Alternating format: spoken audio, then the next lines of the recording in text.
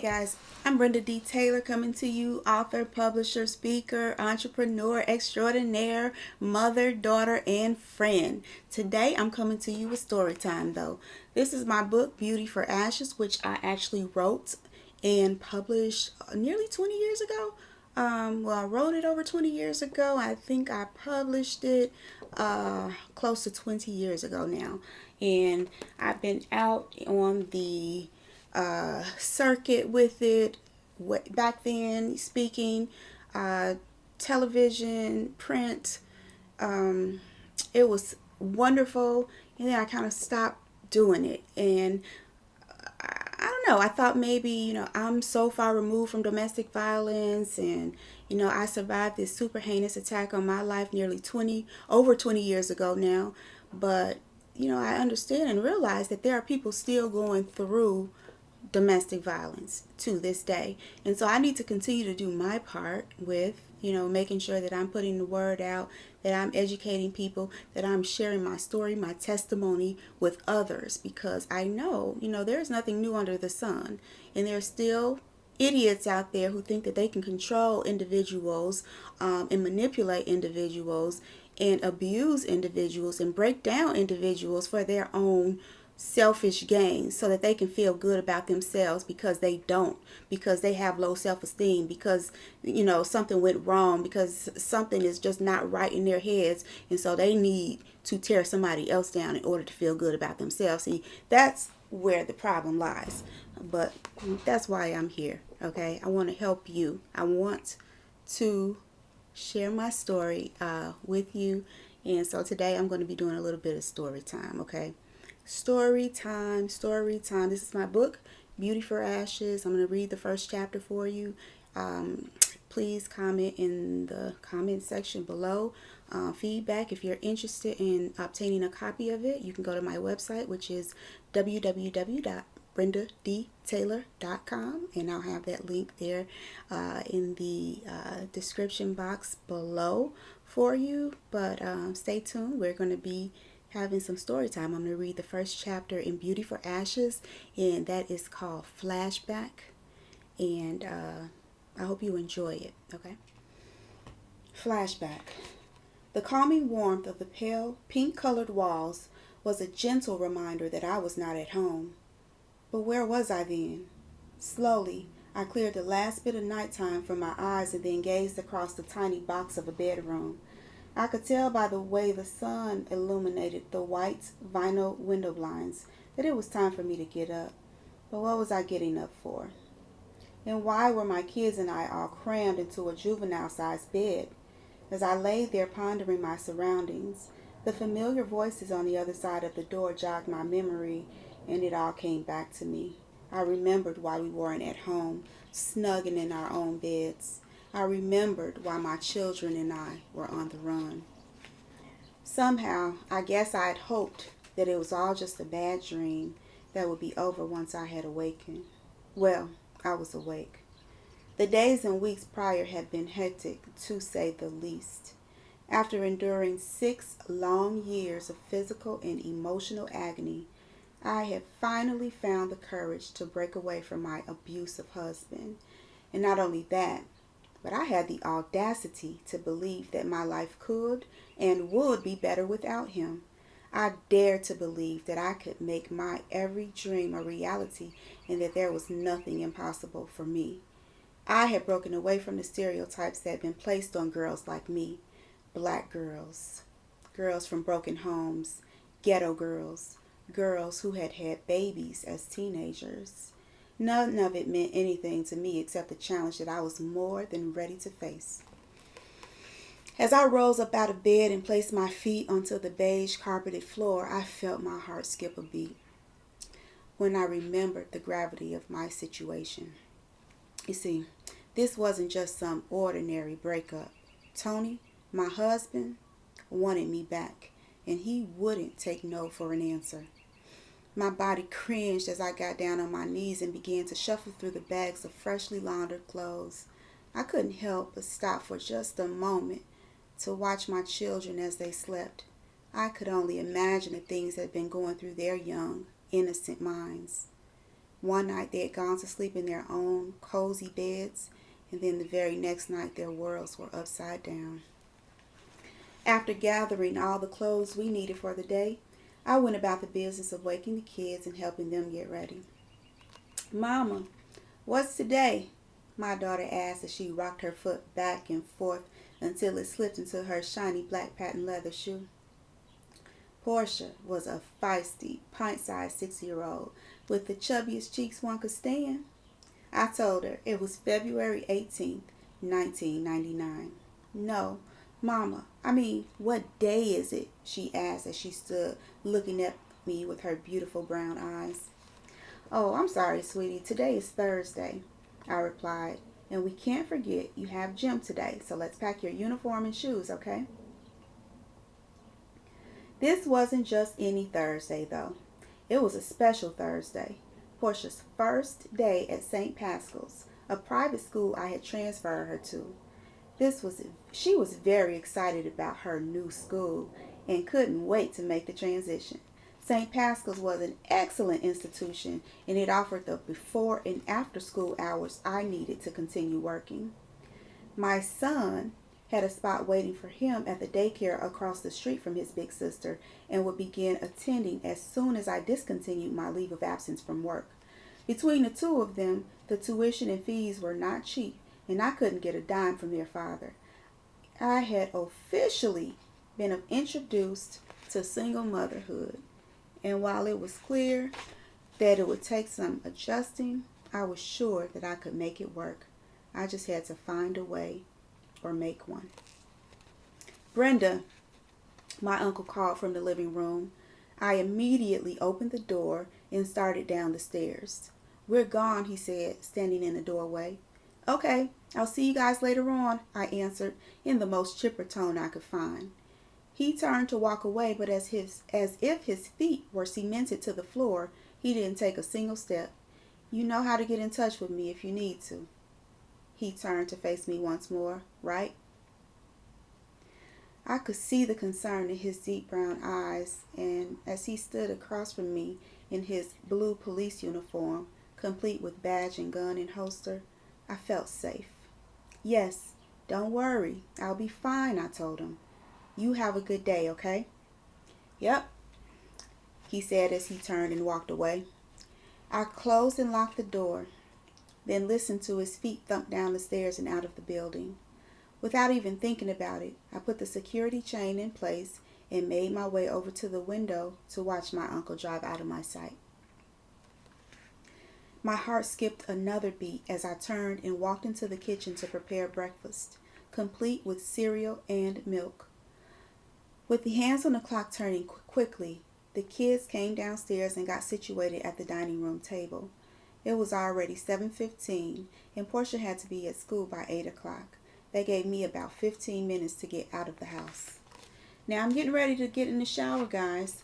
While I'm in the bathroom, I want you to eat your breakfast.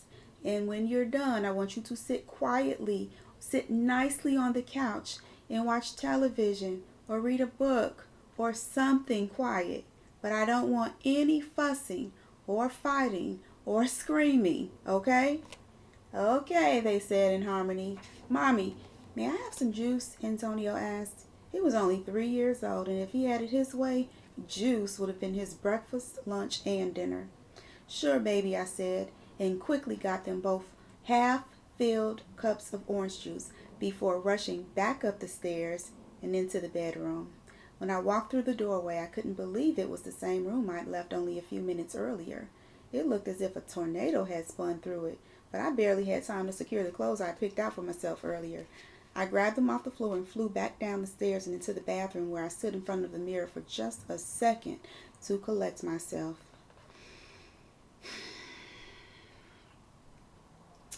An instant later, I picked up my toothbrush off the shelf, squeezed on a thin layer of toothpaste, and began to brush my teeth.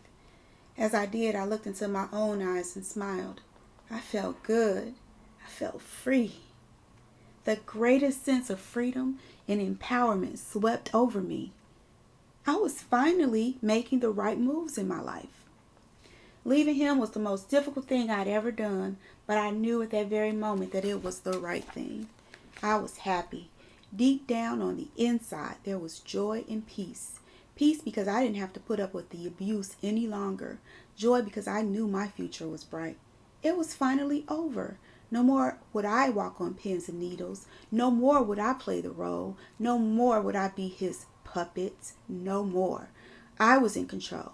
I was in control of what I did, what I said, where I went, who I went with, and how long I stayed. I was finally in control of myself, my mind, my body, my soul. Half blinded from the stream of water rushing down my face, I quickly felt out my surroundings until my fingertips found the soft hand towel I had set aside for that purpose. After blotting my face dry, I heard the shower curtain rings screech across the metal rod as I pulled the curtain back to start the shower. Inside, I closed the curtain behind me and allowed the hot, steamy water to collide with my body all over. My eyelids fell shut, and just for one moment, I escaped to another place. It felt so good. I wish there was more time, but there wasn't. So I washed up quickly, dried off, and got dressed. Next, I gathered all my things, ran upstairs, and slipped on my white gym shoes. After grabbing my purse and keys, I quickly started back out of the room. Dang, I forgot my deodorant, I mumbled to myself just before I stopped and turned back around. My eyes scanned the room and stopped at the light blue container on the dresser. All right, I'm ready, I said after I awkwardly raised my shirt and applied the goods. I gave the room a once-over as I walked back out the door and made my way downstairs. Okay, guys, I hope you're ready, 'cause we've really got to go, I said as I rustled down the stairs. Mama, you wearing your hair like that? Portia asked with both of her eyebrows raised high. My hair, oh, my hair, I mumbled as I rushed back up the stairs and into the bedroom. I planned to perm my hair once I returned, so it was parted in 6 sections, each braided up. It was a mess. I'd completely forgotten about it. This just gonna have to do, I said as I grabbed a hat off the dresser and put it over the braids. It was his hat. He'd gotten it from Disney World while we were there on our honeymoon. I smacked my lips and ran back down the stairs where I helped the children into their jackets. I grabbed my green suede jacket, the one he had bought me for Christmas only 3 years prior, and we were off. It was a dreary morning with an eerie chill in the air. When we got downstairs, I opened the door slowly and checked both ways as if we were crossing a street. The coast was clear, so we immediately made our way to the car. Once inside, I quickly locked the doors and let out a sigh of relief for having made it to safety once again. With my hands gripping the steering wheel firmly, I surveyed my surroundings. The car seemed to be parked bumper to bumper up and down the narrow street. The houses and apartment buildings of different sizes, colors, and shapes. The houses and apartment buildings of different colors and sizes lined the streets in no particular form or... Damn! I muttered to myself as I snatched the bright orange ticket off the windshield and added it to the collection on the seat beside me. Parking on that street was by permit only, and I hadn't received one yet. It was just another thing on my seemingly never-ending list of things to do. Guys, got your seatbelts on? I asked as I glanced over my shoulder to check for myself. I pulled off right after I fastened my own. Portia, you got everything, right? I asked, feeling as though I'd forgotten something. Yes, Mama. Can we go see? She began. I became quickly distracted as I looked into my rearview mirror to make sure no one was following me. What is it you want to see, baby? I asked. A Bug's Life. Oh, we already saw that, honey. I know, but it was good, and me and Antonio want to see it again, so can we? Well, I guess if it will make y'all happy. And can we go to Chuck E. Cheese's like we did yesterday? Antonio asked. Anything in the past was yesterday to Antonio. Yeah, right after the movie, we'll go to Chuck E. Cheese's and eat pizza, drink punch, and play lots of games, I said with a great big smile on my face. Mama, when are we going back to Disney World? Portia asked, throwing me off. I don't know, baby. We'll go as soon as I can get all this other stuff worked out and save up enough money, okay? I knew that wasn't the answer she wanted to hear. Okay, she said quietly. I peeked back at her and Antonio. and felt my heart sink as the reality of single motherhood became even more deeply rooted. I couldn't just leave it at that. I had to try to appease her. But we're still going to have plenty of fun this summer. Shoes, just watch and see. We'll be at the zoo, the museum, the beach. Can we have picnics? She asked with a smile in her voice. Yup. And we'll pack lots of sandwiches and drinks and cereal, Antonio added. Boy, you don't bring no cereal to a picnic, Portia laughed. Well, Portia, you can actually bring anything you want to a picnic. Cereal might be a little different, but if that's what my baby wants, we can bring it. And we need a blanket, Antonio said proudly. Now there you go, his big sister said cheerfully as I pulled up in front of her school. It was 7:57 a.m. and there was just enough time for me to get my kiss, hug, and I love you in. Portia hopped out of the car and walked with the other students toward the tall castle-like building. I just sat there smiling as I watched her walk. My baby, I said quietly. She looked so big and yet so small at the same time. She was just so cute with her little plaid jumper, white blouse, and shiny black shoes. Just as she was about to walk into the school, she turned and waved at us. We waved back and she disappeared around the corner. Next stop, Walgreens. It was just around the corner from the house, and I had only one item on my shopping list. Right away, I picked up the perm for my hair, and then I walked up and down all the aisles to see if there was anything else I might have wanted or needed. Along the way, I picked up some fingernail polish, some type of foot soap product, a new manicure set, some cold cream, a new lipstick, and a toy for Antonio. I had gotten a new bank account, and it felt so good to swipe my card through the reader, knowing that he no longer had any say over what I bought. And I'll need $20 back, I said to the cashier with a smile she could have never understood. She placed everything into one white plastic bag and handed it to me, along with my cash and receipt. With the bag in one hand and Antonio's hand in the other, I pulled my jacket closed and walked outside. We were only 2 minutes away from the house. I needed to perm my hair before I picked Portia up from school in order to make my 4 o'clock appointment. I had to call my job, Antonio's new daycare, and clean that room. But at 9:09 in the morning, I needed to put some food in my belly, and that was the first thing on my agenda once I got into the house. When I drove up in front of the building, I parked in the same spot I had pulled out of that morning. But from the corner of my eye, the tickets on the passenger seat taunted me, and so I decided to park elsewhere. I assured myself that I was just being paranoid and that everything was okay. It was senseless to continue piling up hundreds of dollars in parking tickets because of him. I had to go on with my life. I had to. So I drove down to the end of Kyler and turned the corner, pulling my car into the open parking space. Then, with my foot still on the brake pedal, I switched the hand gear from drive to park, turned the car off, and took my foot off the brake. With keys in hand, I unlocked the door and got out. Around the back of the car, I walked to the passenger side. There I unlocked and opened the door to let Antonio out. Finally, I grabbed my bag, locked the door, shut it, and began to walk, hand in hand with my bouncy 3-year-old son toward the house. The block was completely still. There was no one walking or driving up the narrow street. There were no leaves on the tree branches to rustle through the brisk February breeze. Within moments, we passed the first building. Then we passed a few homes. There was still quite a distance to go when I heard some movement behind me. Still putting one foot in front of the other, I twisted around to see what it was. It was just some guy. I didn't know him, though. I turned back around and continued on my way. But by the time my foot took another step, my brain said, "Oh shit, it's him." Once more, I turned and looked back. It was him. In an instant, all 105 pounds in my 5'2" frame rushed into my feet, and I stopped dead in my tracks. My heart pounded in slow motion as I looked ahead at the house and then back at him. He was marching toward me with rage in his eyes. I felt myself grab my son's hand tightly as I began to run straight ahead.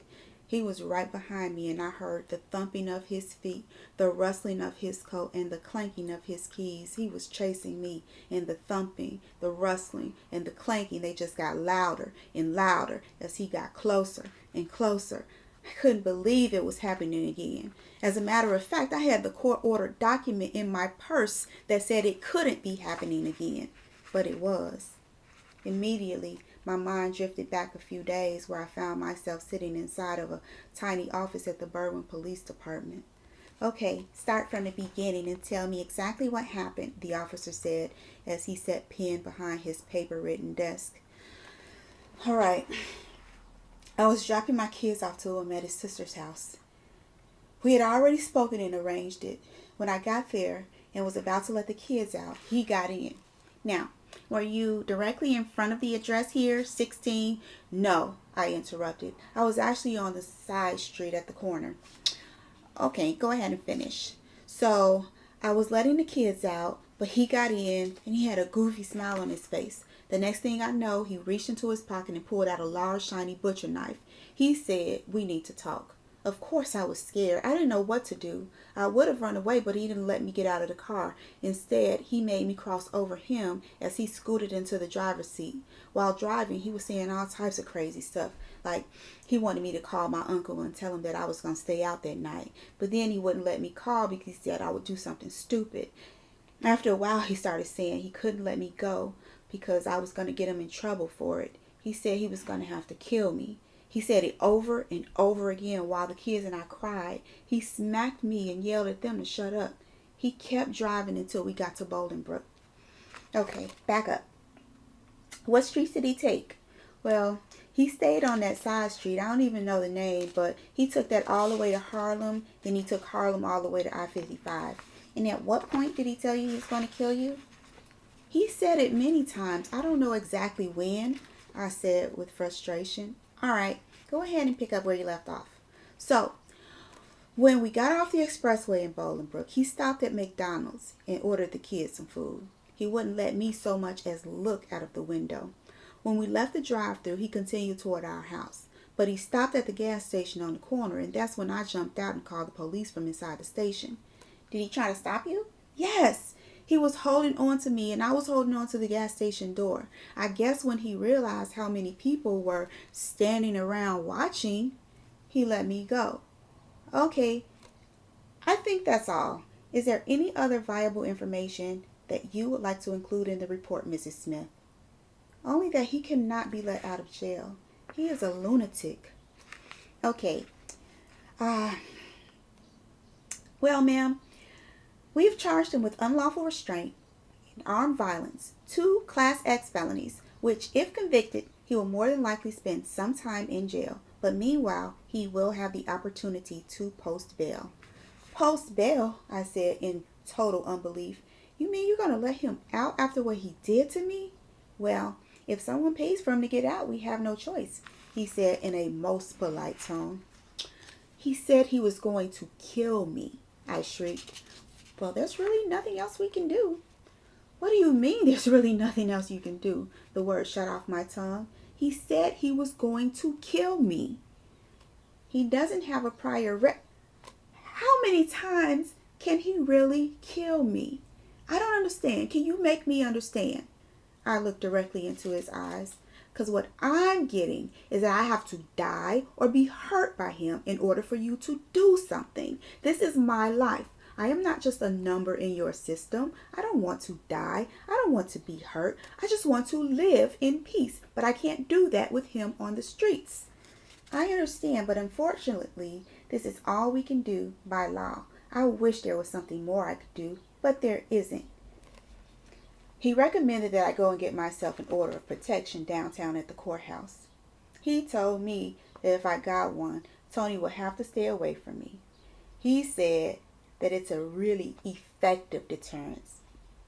Don't worry, Brenda. You do your part and we'll do ours, he assured me. I guess I have no other options, I said as I stood up to leave.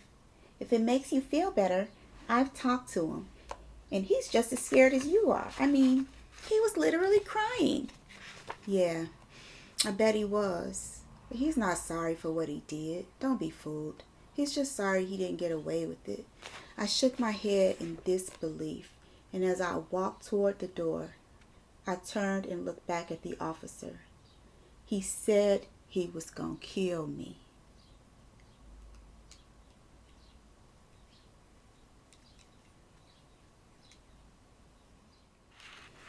My love. Love is patient, and love is kind. Well, maybe your love, but definitely not mine. My love is aggressive and cruel. The kind of love that always loses its cool. The kind of love that always makes you cry, not tears of joy, but tears of why. Why don't you love me the way I love you? Well, why don't you show it if you say that you do? Why is my smile now replaced with a frown? When I should be happy, why am I down? My love does not respect me. It throws me out of cars in the middle of the street. And when it's frustrated, my love on me beats. My love likes to call me names. And sometimes it likes to throw a drink in my face. My love usually regards me with hate. And when it feels like it, my sex it will take. But my love loves me. Its love is for real. Better stay out of its way, 'cause for me, it will kill. All right. Thank you for joining me for Storytime, where I just read the first chapter flashback in my book, Beauty for Ashes. If you're interested in grabbing a copy of it, don't hesitate. Go to brendadetailor.com and get you a copy today. If you're interested in some other resources, if you are a survivor of domestic violence, you want to partner with me, you want to collaborate on some projects, if you are currently involved or know someone who is involved in a domestic violence situation, there are some resources on my website. But please take it seriously. Do not play with it. It is not a joke at all. Do not ignore any red flags. Do not, do not. Okay? If you find yourself in immediate danger, I want to say call the police. I really do. But be careful, okay? And always do what you need to do to protect yourself. Guys, I had that order of protection, just like I mentioned in the first chapter. I had that order of protection in my purse. And when he got a hold of me, he tore it up in my face. It is a piece of paper. So you need to take it seriously. Don't ignore any early flags, warnings. Don't do it. But if it comes down to it, you got to protect yourself, okay?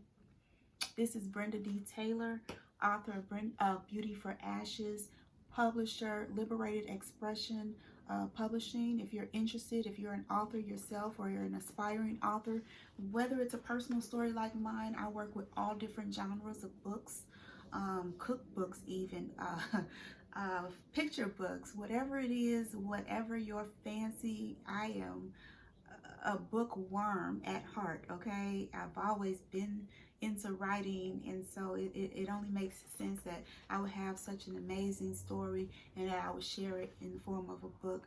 But I also am excited about helping others with their books. So please don't hesitate. Reach out to me, brendadetailor.com.